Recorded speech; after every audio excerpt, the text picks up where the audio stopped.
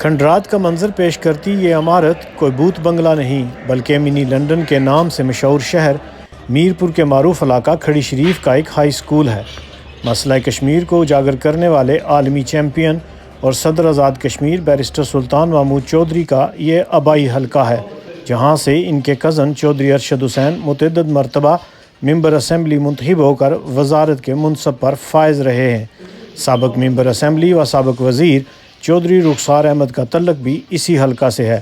اس عظیم درسگاہ نے بہت سے ہیرے تراشے ہیں، لیکن آج خود کھنڈرات کا منظر پیش کر رہی ہے۔ سول سوسائٹی میرپور کے رہنماؤں ملک فیصل رحمان اور الیاس احمد مغل نے KFD کے نمائندے راجہ جمیل سے بات چیت کرتے ہوئے کیا کہا، آئیے راجہ جمیل کی یہ رپورٹ دیکھتے ہیں۔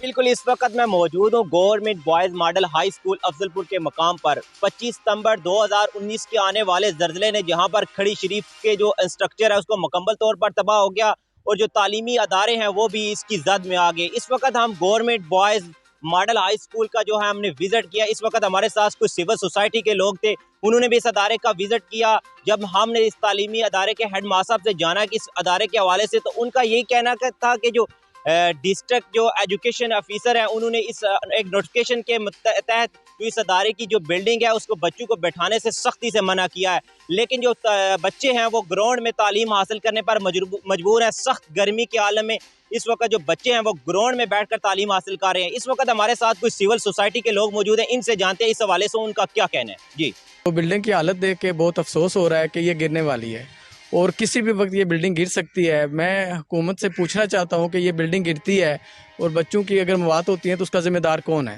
کیا ہمارے جو ادھر لیڈر ہیں ان کو یہ نظر نہیں آ رہا؟ یہ اپنی اپنی کرسی بچانے کے پیچھے بھاگتے ہیں۔ کیا یہ حکومت کو توجہ نہیں دلوا سکتے کہ اس بلڈنگ کو فل فور بنایا جائے اور ہمارے بچوں کی زندگیوں کو محفوظ کیا جائے؟ جی، بلڈنگ انتہائی جو ہے مخدوش حالت میں ہے اور بچے آج بھی باہر بیٹھنے پر مجبور ہو رہے ہیں، اور ہم یہ سمجھتے ہیں کہ گورنمنٹ کو چاہیے کہ یہ آفت زدہ علاقہ اور بار بار آفٹر شاکس آ رہے ہیں، تو اگر خدا نہ خواستہ دوبارہ اگر زلزلہ آتا ہے تو پھر کون ذمہ دار ہے؟ یہ ہمارے بچے یہاں پہ پڑھنے آتے ہیں اور لیکن ان کے پاس بلڈنگز نہیں ہے۔